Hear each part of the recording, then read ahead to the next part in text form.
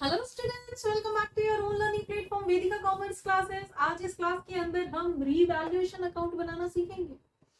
Revaluation account और उसकी के साथ साथ हम जर्नल एंट्रीज बनाना सीखेंगे। अब रीवैल्यूएशन अकाउंट तो हम बनाते हैं, लेकिन बच्चों को कई बार क्या है, जर्नल एंट्री बनाने में प्रॉब्लम होती है, या उन्हें लगता है जर्नल एंट्री तो याद करनी पड़ेगी, एक टास्क होता है उनके लिए।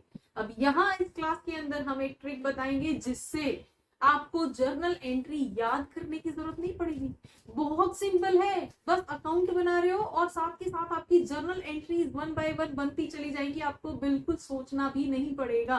और आगे चल के हम कुछ शॉर्टकट्स भी बताएंगे रीवैल्यूएशन अकाउंट के, तो इसको बिना स्किप किए लास्ट तक देखना, आपको डेफिनेटली फायदा होगा। तो ऐसा ही कुछ अगर आपको सीखना है तो इस क्लास को लास्ट तक देखिए, और अगर आपको कोई डाउट होता है तो आप फॉर श्योर कमेंट करके हमें बता सकते हैं ये क्लास और इस क्लास की ट्रिक आपको अच्छी लगी या नहीं। और साथ ही साथ हम अपनी क्लास के अंदर हमेशा ही उन पॉइंट्स को रेज करने की कोशिश करते हैं जहां पे बच्चे यूजुअली मिस्टेक करते हैं। ठीक है, तो विदाउट वेस्टिंग टाइम हम स्टार्ट करते हैं। हमारे पास क्वेश्चन है, XYZ पार्टनर्स हैं जिनका जो रेशो है 5:3:2 है, एंड उनका जो न्यू PSR है वो 4:3:3 हो गया है। अब इसी बीच में हमें कुछ एसेट्स एंड लाइबिलिटीज दे रखी हैं जिनकी बुक वैल्यू और मार्केट वैल्यू हमें दिखा रखी है। तो अगर हम इन्वेस्टमेंट को देखते हैं, हमारे पास बुक वैल्यू 22,000 थी, लेकिन मार्केट के अंदर उसकी वैल्यू 25,000 हो गई है। ठीक है, सेम मैनर में हमारे पास प्लांट एंड मशीनरी है जो कि कम हो गई है, जिसकी वैल्यू कम हो गई है। लैंड एंड बिल्डिंग जिसकी वैल्यू बुक वैल्यू 40,000 है, मार्केट वैल्यू 50 दी गई है। आउटस्टैंडिंग एक्सपेंसेस 5600 और 6000 दिए गए हैं। डेटर्स हमारे पहले 60 थे, बुक वैल्यू हमारी 60,000 थी। देन क्रेडिटर्स हमारी बुक वैल्यू 70,000 थी और मार्केट वैल्यू हमारे पास 60,000 थी। राइट, तो अब यहाँ पे हमें रीवैल्यूएशन अकाउंट बनाना है और जो भी रिलेटेड जर्नल एंट्रीज हैं वो हमें यहाँ पे क्रिएट करनी है। राइट, तो रीवैल्यूएशन अकाउंट बेटा बनाते कैसे हैं? सबसे पहले तो आपको ये पता होना चाहिए कि रीवैल्यूएशन बनाते क्यों है।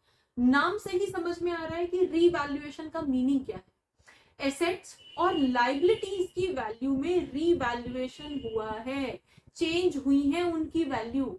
जैसे हमें यहाँ पे क्वेश्चन में नजर आ रहा है ना, बुक के अंदर तो हमने 22,000 लिखी हुई है, बुक के अंदर हमने ये लिखा है, लेकिन मार्केट के अंदर जो परसीव्ड वैल्यू है, लाइक अगर हम इस इन्वेस्टमेंट को मार्केट में सेल करते हैं तो हमें 25,000 मिलेंगे। ठीक है, मतलब इंक्रीज हो गई है, पार्टनर्स को प्रॉफिट हो गया है, ऑर्गेनाइजेशन को प्रॉफिट हो जाएगा। राइट, तो ऐसे केस में जब भी हम अपना PSR चेंज करते हैं, प्रॉफिट शेयरिंग रेशो, ठीक है, तो हम सबसे पहले अपने एसेट्स और लाइबिलिटीज को रीवैल्यू कर लेते हैं फिर से एक बार। ठीक है, अब मार्केट के अकॉर्डिंग हमारी क्या वैल्यू है, उसके अकॉर्डिंग जो भी प्रॉफिट आ रहा होगा, तो गेन सेक्रीफाइस चेंज हो रहा है ना, यहाँ पे हमारा गेन सेक्रीफाइस करेंगे कुछ पार्टनर्स, तो वो आपस में यहीं पे सेटल कर लेंगे इन सारी चीजों को। इसलिए रीवैल्यूएशन अकाउंट बनाना होता है जब भी हमारा PSR चेंज हो रहा होता है तब। ठीक है, और साथ के साथ हम जर्नल एंट्रीज भी करेंगे। तो पहले समझ लेते हैं रीवैल्यूएशन अकाउंट होता क्या है। रीवैल्यूएशन अकाउंट का फॉर्मेट क्या होता है, हम यहाँ पे बना लेते हैं रीवैल्यूएशन अकाउंट। मैं शॉर्ट भी लिख रही हूँ, आपको अलाउड नहीं है, आपको प्रॉपर लिखना है। अब रीवैल्यूएशन अकाउंट का बेटा फॉर्मेट किस तरह का होता है, ऐसे इस तरह से हम फॉर्मेट बनाते हैं। ये हमारा बाय साइड होता है और ये हमारा टू साइड होता है। ठीक है, मीन्स इस साइड जो भी आइटम लिखेंगे वहां पे हमें टू लगाना है, इस साइड हम जो भी आइटम्स लिखेंगे वहां पे हमें बाय लगाना है। अब जैसे हमने बोला था कि हम कुछ शॉर्टकट्स भी बताएंगे, तो ऐसे केस में कुछ इंपॉर्टेंट पॉइंट्स रीवैल्यूएशन अकाउंट के जो आपको हमेशा ही फॉलो करने हैं वो है, एक तो रीवैल्यूएशन अकाउंट हमेशा तभी बनेगा जब एसेट या लाइबिलिटी की वैल्यू चेंज होगी। अगर एसेट या लाइबिलिटी की वैल्यूज में चेंज नहीं हुआ है तो कोई रीवैल्यूएशन अकाउंट नहीं बनेगा। राइट, दूसरी चीज कि अगर हमारे पास बैलेंस शीट में तो बहुत सारी वैल्यूज दे रखी होंगी, तो उनमें से सारी वैल्यूज को रीवैल्यूएशन अकाउंट के अंदर नहीं लिखना है, सिर्फ उन्हीं वैल्यूज को लिखना है जिनके अंदर चेंज हुआ है। लाइक हमारे पास बैलेंस शीट के अंदर बहुत सारी लाइबिलिटीज दे रखी हैं, बहुत सारे एसेट दे रखे हैं, लेकिन जो चेंज हुआ है वो सिर्फ 2 या 3 वैल्यूज के अंदर हुआ है। 2 एसेट चेंज हो गए जिनकी वैल्यू चेंज हुई है मार्केट के अंदर, 1-2 लाइबिलिटी चेंज हुई है। तो रीवैल्यूएशन के अंदर सिर्फ उस चेंज वाले एसेट या लाइबिलिटी को ही रिकॉर्ड किया जाएगा।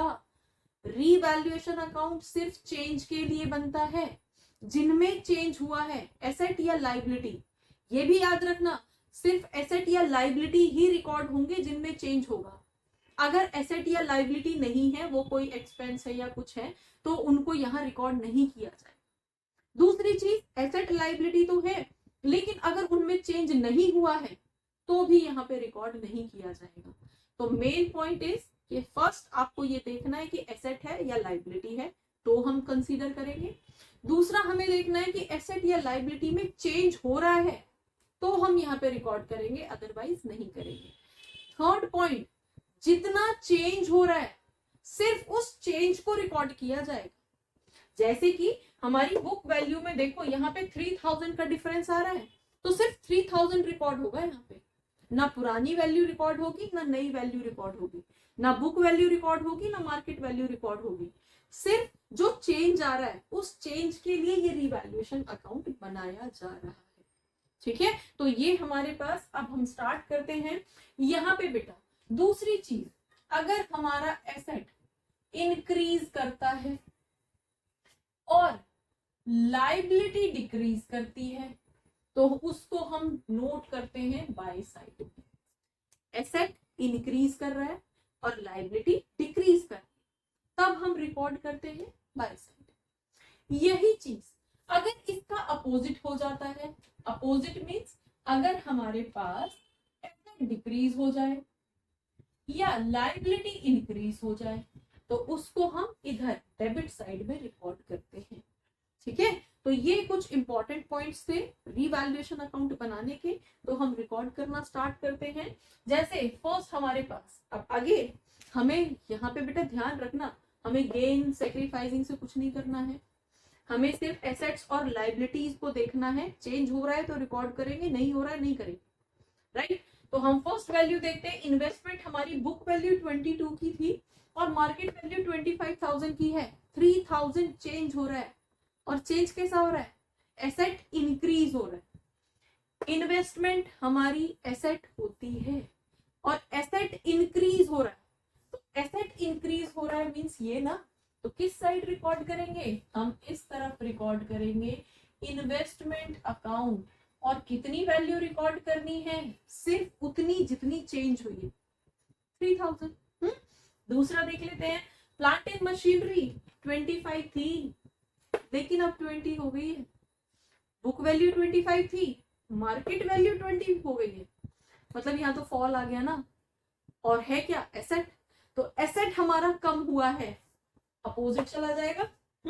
तो एसेट अगर हमारा चेंज हुआ है, क्या, प्लांट एंड मशीनरी अकाउंट को हम 2 साइड में डाल देंगे। और कितना चेंज हुआ है, कितना कम हुआ है, 5000 रुपीज कम हुआ है, तो सिर्फ उतना ही रिकॉर्ड करेंगे। दूसरी तरफ लैंड एंड बिल्डिंग देखो इंक्रीज हो रही है, 40 है बुक वैल्यू लेकिन मार्केट में 50 हो गई, तो एसेट इंक्रीज कर रहा है तो अगेन हम by land and building account कितना चेंज कर रहा है, 10,000 चेंज कर रहा है, रिकॉर्ड कर देंगे। आउटस्टैंडिंग एक्सपेंसेस क्या होते हैं, लाइबिलिटी। तो आउटस्टैंडिंग एक्सपेंसेस की बुक वैल्यू थी 5600 लेकिन मार्केट वैल्यू 6000 हो गई है, लाइबिलिटी इंक्रीज हो गई। तो लाइबिलिटी इंक्रीज होगी तो इस तरफ लिखेंगे क्या, आउटस्टैंडिंग एक्सपेंसेस के नाम से आप डाल दोगे कितना चेंज हो रहा है, 400 रुपीज का चेंज हो रहा है, 400 रुपीज की चेंज हो रही है लाइबिलिटीज। देन हमारे पास नेक्स्ट हो जाएगा डेटर्स। डेटर्स तो एसेट होते हैं। डेटर्स की वैल्यू यहाँ पे 60,000 थी और अब बढ़ के 70,000 हो गई है, तो हमारे लिए ये प्रॉफिट लेके आया है। तो डेटर्स को आप कहाँ पे रिकॉर्ड करोगे, डेटर्स अगेन हमारा बाय साइड में रिकॉर्ड होगा। हम क्या करेंगे, बाय डेटर्स अकाउंट। और नेक्स्ट क्रेडिटर्स, ट्रेड क्रेडिटर्स हमारे पहले 70 थे अब 60 हो गए, मीन्स मार्केट वैल्यू 60 है, तो बेटा यहाँ तो फायदा हो गया ना। क्रेडिटर्स क्या होते हैं, लाइबिलिटी, और लाइबिलिटी हमारी क्या हो रही है, घट रही है, फॉल हो रही है। तो ऐसे केस में अगर लाइबिलिटी फॉल होती है तो भी तो यही फायदा ही है ना। तो हमारे पास यहाँ पे क्या आ जाएगा, क्रेडिटर्स अकाउंट, हमारा 10,000 रुपीज का फायदा हो गया है। और अब बारी है उस ट्रिक की।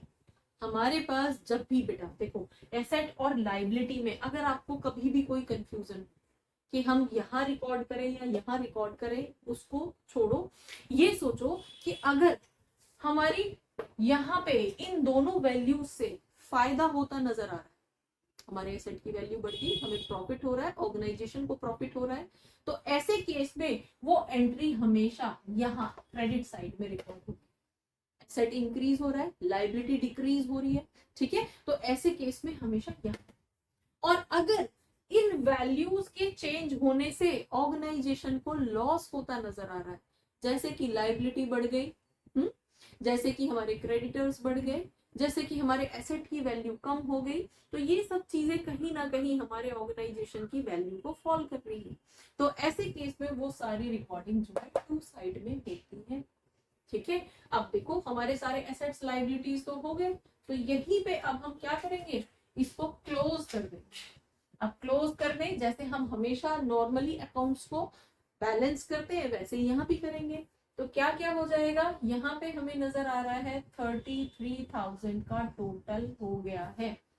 तो 33,000 ही हम यहाँ पे भी रिकॉर्ड कर देंगे, है ना। अब क्या करेंगे, ये 5,400 हम यहाँ पे माइनस करेंगे, तो वैल्यू क्या बचेगी, 27,600 रुपीज की हमारे पास यहाँ पे वैल्यू बचेगी। अब ये क्या है बेटा, इसको हम बोलेंगे रिवैल्यूएशन गेन, तो हम यहाँ पे गेन के नाम से एंट्री कर देंगे। अब ये हमारा बैलेंसिंग फिगर है 27,600। कैसे आया पता है, ये जो टोटल यहाँ पे आया था वही हमने यहाँ लिख दिया और ये वाले अमाउंट हमने यहाँ से माइनस कर दिए, तो ये हमारा बैलेंसिंग फिगर बचता है, राइट। अब इसका होगा क्या, अब इसको जो भी पार्टनर्स हैं वो उन पार्टनर्स के ओल्ड रेशो में डिस्ट्रीब्यूट कर दिया जाएगा। ये याद रखना बेटा, रिवैल्यूएशन अकाउंट जब भी बनेगा तो इसका ये जो बैलेंसिंग फिगर होगा, अब ये गेन है तो गेन भी ओल्ड रेशो में ही डिस्ट्रीब्यूट होगा। और इन केस अगर इस साइड का टोटल ज्यादा होता और लॉस आता तो लॉस को भी हम ओल्ड रेशो में ही पार्टनर्स में डिस्ट्रीब्यूट करते, पार्टनर्स को ओल्ड रेशो के अंदर ही डेबिट कराते, ठीक है। तो अभी हम यहाँ पे देख लेते हैं क्या रेशो था हमारा ओल्ड, 5:3:2। तो 5:3:2 अगेन हमारे पास 27,600 है, इसको हम 10x से डिवाइड करेंगे बेटा, ठीक है। ये क्लियर है, 532 प्लस कर दिया 10x के अकॉर्डिंग 2760 हमारे पास वैल्यू आएगी। इसके लिए जब हम x की वैल्यू निकालेंगे तो 2760 इंटू 5, y की वैल्यू निकालेंगे तो 2760 इंटू 3, और जब z की वैल्यू निकालेंगे तो इसको हम इस तरह से कैलकुलेट कर लेंगे। तो हमारे पास जो वैल्यू आएंगी वो कितनी रहेंगी, 13,800 x के हिस्से में आएगा, 8,280 y के हिस्से में आएगा और 5,520 z के हिस्से में आएगा, ठीक है। बस इसी को ही हम यहाँ पे लिख देंगे, x कैपिटल अकाउंट में हम ट्रांसफर कर देंगे कितना 13,800, y के अकाउंट में ट्रांसफर कर देंगे 8,280 और z के अकाउंट में ट्रांसफर कर देंगे 5,520 रुपीज हम ट्रांसफर कर देंगे। क्लियर हो गया। इसको हमने इस तरह से, जैसे आप हमेशा से डिवाइड करते हुए आ रहे हो, स्टार्टिंग से ही तो डिवाइड कर रहे हो ना प्रॉफिट को सारे पार्टनर्स के बीच में, वैसे ही उसी मैनर में हम यहाँ पे प्रॉफिट को डिस्ट्रीब्यूट कर देंगे। तो ये तो हो गया हमारा रिवैल्यूएशन अकाउंट। अब रिवैल्यूएशन की जर्नल एंट्री आ जाती है, क्योंकि क्वेश्चन में भी हमें बोला गया है कि जर्नल एंट्री आपको यहाँ पे लिखनी है। तो जर्नल एंट्रीज को बिल्कुल भी लर्न करने की जरूरत नहीं है। आपने अकाउंट बनाया है ना, अकाउंट को समझ लिया ना किस तरह से करना है, तो जर्नलाइज करना स्टार्ट करते हैं। अब जर्नल एंट्रीज किस तरह से करेंगे हम, जर्नल एंट्रीज के लिए हमारी जो जो ट्रांजेक्शन्स हुई थी ना, बस उसी ट्रांजेक्शन्स को हम फॉलो करते जाएंगे और उसके साथ हम नाम यूज करते जाएंगे रीवैल्यूएशन अकाउंट का। जैसे फर्स्ट एंट्री क्या हुई थी, इन्वेस्टमेंट हमारी इंक्रीज हुई थी, है ना। तो जब भी बेटा हमारे किसी भी एसेट या लाइबिलिटी से हमें फायदा होगा तो रीवैल्यूएशन हमेशा क्रेडिट में आएगा, 2 वाली लाइन में। तो हमारे पास एंट्री क्या हो जाएगी, देखो ये हमारे पास क्या है, बाय साइड में है, तो हमारे पास हम एंट्री लिख देंगे investment account debit to revaluation account, कितना 3000 रुपीज की एंट्री हम यहाँ पे कर देंगे। हो गया, है ना, क्लियर। नरेशन क्या लिखोगे, बीइंग इन्वेस्टमेंट इंक्रीज्ड और being investment transfer to revaluation account. हम बार बार बोल रहे हैं बेटा, अगर आप जर्नल एंट्री करते हो तो साथ में नरेशन जरूर लिखोगे, ठीक है। अब सेकंड एंट्री किसकी है, प्लांट एंड मशीनरी की। तो प्लांट एंड मशीनरी कहाँ है हमारा, 2 साइड है, तो 2 साइड में तो इसका नाम आ जाएगा। तो डेबिट वाली लाइन में क्या लिखोगे, डेबिट वाली लाइन में हम रीवैल्यूएशन अकाउंट का नाम लिखेंगे, ठीक है। तो हमारे पास सेकंड एंट्री क्या हो जाएगी, यहाँ पे revaluation account debit to plant and machinery account, और चेंज हुआ था यहाँ पे 5000 रुपीज का। बन गई एंट्री, देखो ना कितना सिंपल है। यहाँ पे ये बाय साइड में था तो इसको डेबिट लिख दिया, रीवैल्यूएशन को 2 में लिख दिया। यहाँ पे ये 2 में है तो रीवैल्यूएशन को डेबिट में लिख दिया। तो इस अकाउंट के नाम को ही यूज करते हुए एंट्रीज बनानी है आपको। अब थर्ड ट्रांजेक्शन किसकी है, लैंड एंड बिल्डिंग की, और लैंड एंड बिल्डिंग इंक्रीज हुई है, बाय साइड में है, तो इसको क्या करेंगे हम, थर्ड एंट्री कर देंगे land and building account debit to revaluation account, और रीवैल्यूएशन कितने का हुआ है, 10,000 रुपीज का रीवैल्यूएशन हुआ है। कितना सिंपल है। साथ में नरेशन लिखते हुए जाओगे। नेक्स्ट एंट्री आपके पास हो जाएगी, फोर्थ वाली एंट्री हम यहीं पे कर देते हैं। फोर्थ क्या हुआ था, आउटस्टैंडिंग एक्सपेंसेस इंक्रीज हुए थे, ये वाले, है ना। तो ये तो 2 में है तो डेबिट में रीवैल्यूएशन वर्ड यूज कर देंगे। तो हमारे पास क्या आ जाएगा, revaluation account debit to outstanding expenses account, कितने का, 400 रुपीज का हमने यहाँ पे रिकॉर्ड कर दिया। कितना सिंपल है। नेक्स्ट एंट्री, फिफ्थ वाली एंट्री आपके पास किस चीज की है, डेटर्स की, और डेटर्स आपके इंक्रीज हुए हैं।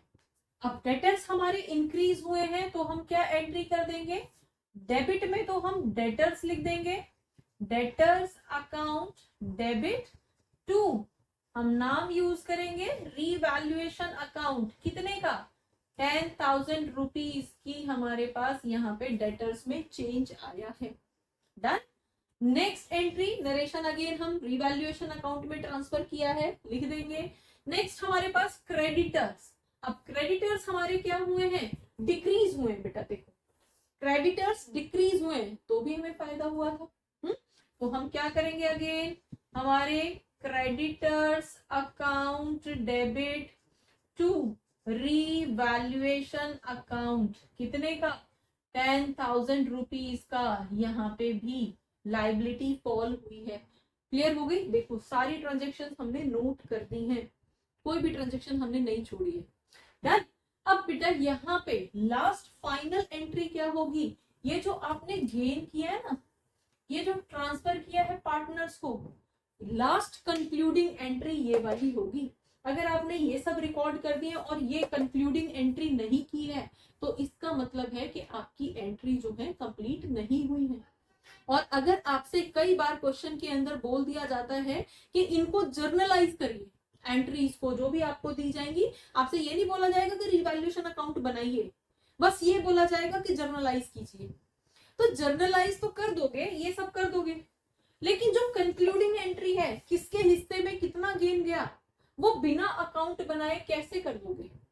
अकाउंट तो आपको बनाना ही पड़ेगा, तो आपसे ना भी बोला जाए रिवैल्यूएशन अकाउंट बनाने के लिए, लेकिन वैल्यूएशन के बेस पे जर्नल एंट्री बोली जाए करने के लिए, तो आपको पहले रिवैल्यूएशन अकाउंट तो बनाना ही पड़ेगा। वहीं से फाइनली पता चलेगा कि किसके हिस्से में गेन आया है और किसके हिस्से में लॉस आया है। तो हम कंक्लूडिंग एंट्री डाल देते हैं यहाँ पे, क्या रहेगी, अब यहाँ पे तो गेन आया है ना, तो ये सारे 2 में है, तो रीवैल्यूएशन अकाउंट को क्या करोगे, रीवैल्यूएशन अकाउंट डेबिट हो जाएगा, कितने से, 27,600, क्योंकि ये था ना वैल्यू, और किस में चला जाएगा, 2x कैपिटल अकाउंट में जाएगा 13,800, y के कैपिटल अकाउंट में जाएगा 8280, और Z के कैपिटल अकाउंट के अंदर जाएगा 5520। ये हमारी कंक्लूडिंग एंट्री है। इसके बिना रीवैल्यूएशन अकाउंट की जर्नल एंट्रीज कंप्लीट नहीं होंगी। तो एनी हाउ आपको रीवैल्यूएशन अकाउंट तो बनाना ही पड़ेगा, और यहाँ पे आपकी कंप्लीट होगी। ठीक है बेटा। दूसरी चीज, जब भी हमारा देखो जर्नल एंट्रीज के अंदर आपने नोटिस किया है, जब भी हमारे एसेट्स में इंक्रीज हुआ है या लायबिलिटी डिक्रीज हुई है या ऑर्गेनाइजेशन को फायदा हुआ है, तब रीवैल्यूएशन क्रेडिट में आया है। मतलब जब फायदा लेके आएगा, रीवैल्यूएशन जब फायदा लेके आएगा ऑर्गेनाइजेशन के लिए, तो वो क्रेडिट होगा। और जब रीवैल्यूएशन की वजह से ऑर्गेनाइजेशन को लॉस होगा या एक्सपेंस बढ़ेगा या लायबिलिटी बढ़ेगी, तो रीवैल्यूएशन हमेशा डेबिट के अंदर रिकॉर्ड किया जाएगा। क्लियर हो गया। तो होपफुली रीवैल्यूएशन अकाउंट किस तरह से बनाते हैं ये आपको समझ आया होगा। एंड बेटा अगर आपको कोई कंफ्यूजन है या कहीं पे कोई भी इश्यू रहता है तो आप कमेंट करके बताइए, हम कोशिश करेंगे कि जल्दी से जल्दी आपकी प्रॉब्लम को सॉल्व करके आपको भेजें। और ये क्लास आपको कैसी लगी आप उस कमेंट करके प्लीज, हमारे लिए आपके कमेंट्स बहुत वैल्यूएबल हैं, तो आप कमेंट करके बताइए कि आपको ये क्लास कैसी लगी, और अपने फ्रेंड्स के साथ भी इस क्लास को शेयर करिए। For more keep watching, keep learning. Thank you.